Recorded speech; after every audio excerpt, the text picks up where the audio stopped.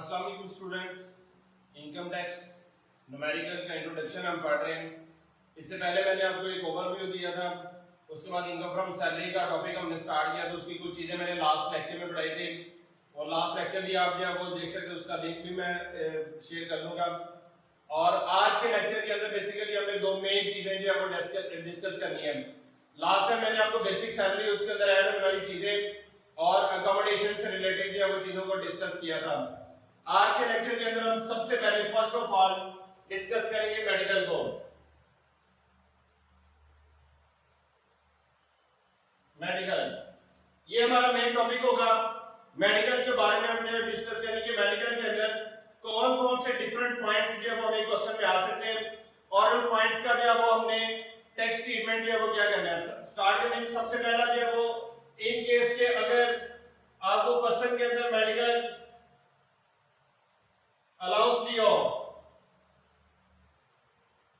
Medical allowance दिया होगा कि नहीं, उसने बताया कि कंपनी ने इतना अलाउंस दिया वो एम्प्लॉय को पे किया है, तो जितनी भी अलाउंस की वैल्यू होगी वो वैल्यू आप जो है वो इनर कॉलम में लिखेंगे। मिसाल के तौर पर ये आपका इनर कॉलम में यहां पर आप लिखेंगे और इसका टेक्स्ट ट्रीटमेंट ये है कि ये exempt up to 10% of basic salary, exempt up to 10% of basic salary. जितनी भी आपकी बेसिक सैलरी होगी उस बेसिक सैलरी को आप लिखेंगे और उसका आप 10% लेंगे, वो वैल्यू यहां पर आएगी और इसमें से ये वैल्यू माइनस करके इन केस के अगर कोई वैल्यू बचेगी तो वो इस कॉलम में हम जो है वो मेंशन कर देंगे। तो मेडिकल अलाउंस का ट्रीटमेंट ये है कि जितनी भी वैल्यू होगी उसमें से 10% ऑफ बेसिक सैलरी माइनस करेंगे और बाकी वैल्यू टैक्सेबल कर देंगे। नंबर सेकंड, अगर उसने क्वेश्चन के अंदर आपको मेडिकल फैसिलिटी दी है और साथ में उसने लिखा है एज पर एम्प्लॉयमेंट कॉन्ट्रैक्ट, अगर क्वेश्चन के अंदर उसने कहा कि आपने मेडिकल की फैसिलिटी प्रोवाइड की, देखिए अलाउंस में और फैसिलिटी में फर्क ये है कि अलाउंस की सूरत में कैश मिलेगा, फैसिलिटी की सूरत में क्या अगर उनका कोई अपना हॉस्पिटल है वहां से वो आपका ट्रीटमेंट करवा देते हैं। तो जितनी भी ये वैल्यू ऑफ फैसिलिटी है ये सारी की सारी वैल्यू फुली एग्जेम्प्ट हो जाएगी, उसके ऊपर टैक्स चार्ज नहीं होगा। आप इनर कॉलम में इस वैल्यू को लिखेंगे यहां पर और मेन आउटर कॉलम में आप कोई भी वैल्यू टैक्सेबल नहीं करेंगे। तो ये इसका ट्रीटमेंट है। नंबर थर्ड, अगर उसने कहा कि मेडिकल बिल्स रीइंबर्स्ड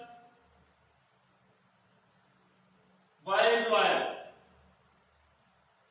अगर एम्प्लॉयर आपको जो वो बिल रीइंबर्स कर रहा है, इसका मतलब क्या है? इसका मतलब ये है कि आपने पहले मेडिकल के ऊपर अपना खर्चा अपनी पॉकेट से किया और उसके बिल्स नहीं है, वो बिल्स जाके एम्प्लॉयर को प्रेजेंट किए, एम्प्लॉयर ने वो पैसे आपको वापस कर दिए जितना भी खर्चा आपने किया। अब इस सूरत में जब आपने टैक्स ट्रीटमेंट कर रहे हैं तो आपने देखना है कि यहां पर दो चीजें होंगी। नंबर वन, अगर if NTN is mentioned on bills, कि अगर बिल्स के ऊपर NTN नंबर मेंशन किया हुआ है तो इस सूरत में इसका जो टैक्स ट्रीटमेंट ये है कि ये वैल्यू फुली एग्जेम्प्ट है, इसके ऊपर टैक्स चार्ज नहीं किया जाएगा। ठीक है जी। और अगर if NTN is not mentioned on bill, अगर NTN की वैल्यू बिल के ऊपर मेंशन नहीं है, आपने जो वो बिल के ऊपर NTN या वो दर्ज नहीं किया हुआ, तो इस सूरत में इसकी जितनी भी वैल्यू होगी वो सारी की सारी वैल्यू फुली टैक्सेबल हो जाएगी। तो जितनी भी अमाउंट आपको रिसीव होगी वो मेन आउटर कॉलम में आप जो वो क्या कर देंगे, लिख देंगे। ठीक है जी। तो अगर आपको बिल्स रीइंबर्स हुए तो उसमें आपने देखना है कि बिल्स के ऊपर NTN, ये पॉइंट आपको क्वेश्चन के अंदर गिवन होगा। तो अगर उसने लिखा है कि NTN मेंशन है तो एग्जाम्प्ट कर देंगे और अगर मेंशन नहीं है तो फिर इसको टैक्सेबल कर देंगे। और उसके बाद ये वो नंबर 4, पर्सनल मेडिकल एक्सपेंडिचर, अगर वो कहता है कि एम्प्लॉय ने खुद मेडिकल एक्सपेंडिचर की है जाती तौर पर, तो इस सूरत में क्या होगा कि भी इसका जो है वो किसी भी किस्म का जो है वो ट्रीटमेंट नहीं होगा, ये नॉन ट्रीटमेंट की कैटेगरी में आएगा, लिहाजा ये वैल्यू जो है आप इग्नोर कर देंगे। अच्छा, अगर इसके साथ जो है वो उसने नंबर 5 पॉइंट के अंदर दिया हुआ जी medical insurance premium paid, medical insurance premium paid.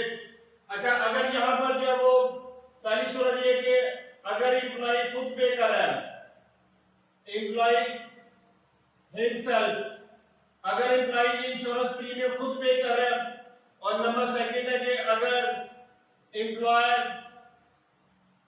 Paid premium, तो दोनों सूरतों में टैक्स ट्रीटमेंट ये है कि इसको आप जो है वो टैक्सेबल इनकम में ऐड नहीं करेंगे। इस सूरत में भी ये नो ट्रीटमेंट, और इस सूरत में भी ये नो ट्रीटमेंट, तो दोनों सूरतों में इसका जो है वो ट्रीटमेंट नहीं किया जाएगा। ठीक है जी, तो लिहाजा मेडिकल के अंदर ये जो है वो आपकी टोटल पॉसिबिलिटीज है कि इसके अंदर जो है वो ये चीजें अवेलेबल हो सकती है। अच्छा, एक बात आपने याद रखनी है, वो मैं नोट लिख देता हूं। नोट क्या है जी, अगर आपको क्वेश्चन के अंदर अलाउंस और फैसिलिटी दोनों दिए हुए हैं, अलाउंस भी दिया हुआ है और इन एडिशन फैसिलिटी भी मिल रही है, तो लिहाजा इस सूरत में क्या होगा, अलाउंस सारा टैक्सेबल हो जाएगा और फैसिलिटी सारी एग्जाम्प्ट हो जाएगी। If medical allowance is given in addition to medical facility,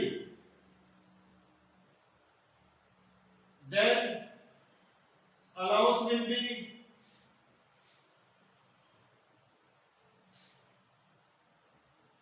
taxable and facility will be exempted। तो इस सूरत में अलाउंस जितना भी होगा वो टैक्सेबल हो जाएगा और फैसिलिटी जितनी भी होगी वो एग्जेम्प्ट हो जाएगी। तो ये मेडिकल की टोटल पॉसिबिलिटीज थी। इसके साथ हम नंबर सेकंड डिस्कस करते हैं जी एंटरटेनमेंट।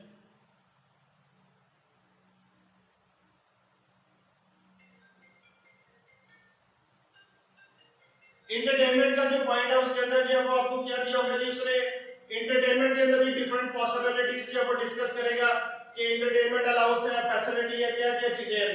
तो हम वही सारी चीजें वन बाय वन यहां पर जो वो डिस्कस करते हैं। अगर उसने क्वेश्चन के अंदर आपको दिया हुआ जी medical allowance, number first sorry entertainment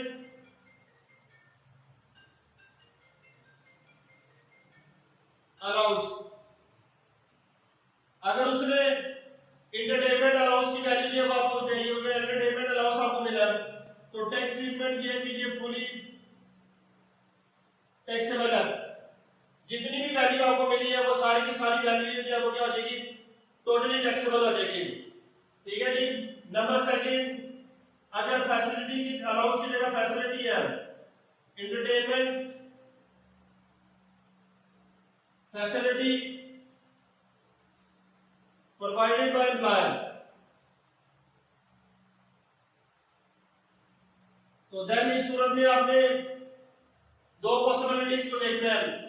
अगर नंबर वन ये कि अगर जो वो फॉर ऑफिशियल यूज है, फॉर ऑफिशियल ड्यूटीज, कि आपको फैसिलिटी ड्यूरिंग वर्किंग आवर या बिजनेस के किसी के वो काम को करने के लिए वो फैसिलिटी प्रोवाइड की गई है, तो इस सूरत में ये फैसिलिटी फुली एग्जेम्प्ट हो जाएगी, इस पर टैक्स चार्ज नहीं किया जाएगा, इसको आप इग्नोर कर देंगे। और नंबर सेकंड, अगर फॉर पर्सनल बेनिफिट है,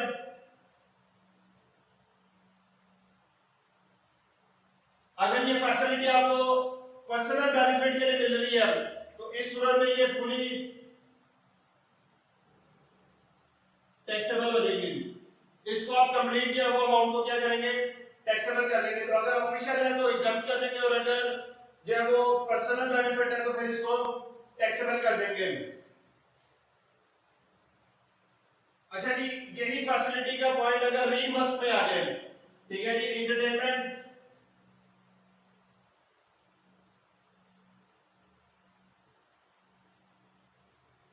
बिल्स रीइंबर्स्ड। अगर उसने क्या किया कि एम्प्लॉयर ने आपको ये जो एंटरटेनमेंट के ऊपर जितना भी आपका एक्सपेंस हुआ है ये रिटर्न कर दिया, रीइंबर्स कर दिया, तो यहां पर भी हमने जो वो यही दो कंडीशंस लगानी है। अगर तो ऑफिशियल यूज के ऊपर था तो एग्जेम्प्ट है, अगर तो पर्सनल यूज है तो फिर वो टैक्सेबल है। तो अगर तो ऑफिशियल यूज है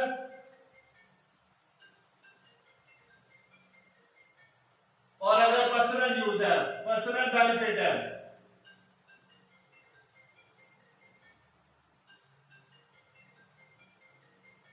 अगर तो ऑफिशियल यूज है तो इस सूरत में ये फुली एग्जेम्प्ट है, और अगर पर्सनल बेनिफिट है तो ये फुली टैक्सेबल है। ठीक है जी, तो पर्सनल की सूरत में ये एग्जेम्पशन और सॉरी टैक्सेबल है, और ऑफिशियल की सूरत में एग्जेम्पशन है। और अगर उसके बाद उसने दिया हुआ tea coffee etcetera during working hour, अगर टी और कॉफी ड्यूरिंग वर्किंग आवर है, मतलब ड्यूरिंग वर्किंग आवर एम्प्लॉयर आपको ये फैसिलिटी प्रोवाइड कर रहा है, तो इस सूरत में ये सारी की सारी वैल्यू फुली एग्जेम्प्ट हो जाएगी। इस पर भी टैक्स चार्ज नहीं किया जाएगा, आप टैक्स अप्लाई नहीं करेंगे। और लास्ट पॉइंट, अगर आपको मिल रहा है लंच फैसिलिटी, लंच फैसिलिटी, तो लंच फैसिलिटी की सूरत में हमने देखना है कि ये जो जिस शख्स का न्यूमेरिकल हमें क्वेश्चन में मतलब जो क्वेश्चन आया वो उसमें न्यूमेरिकल जो दिया हुआ है उसमें उसने जो वो नेचर ऑफ जॉब भी उस पर्सन की लिखी होगी। अगर इन केस की ये होटल एम्प्लॉय है, होटल एम्प्लॉय, और अगर ये नॉन होटल एम्प्लॉय है,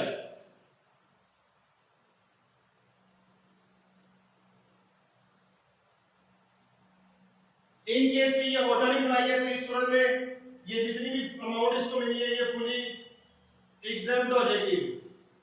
ठीक है जी, और अगर ये नॉन होटल एम्प्लॉय है तो ये जितनी भी वैल्यू इसको फैसिलिटी जितनी भी मिली है ये फिर सारी की सारी जो वो क्या हो जाएगी, टैक्सेबल हो जाएगी। ठीक है जी, तो ये टोटल एंटरटेनमेंट के अंदर पॉइंट्स थे, मेडिकल के पॉइंट्स थे। आई होप कि ये सारे टॉपिक्स आपको क्लियर है। अगर इनके मुताबिक कोई क्वेश्चन आपका हुआ तो मुझे आप जरूर कमेंट सेक्शन में पूछिएगा, मैं इंशाल्लाह फर्दर उस पर आपकी रहनुमाई कर दूंगा। कल इंशाल्लाह इससे आगे डिस्कस करेंगे। इजाजत दीजिए, अल्लाह।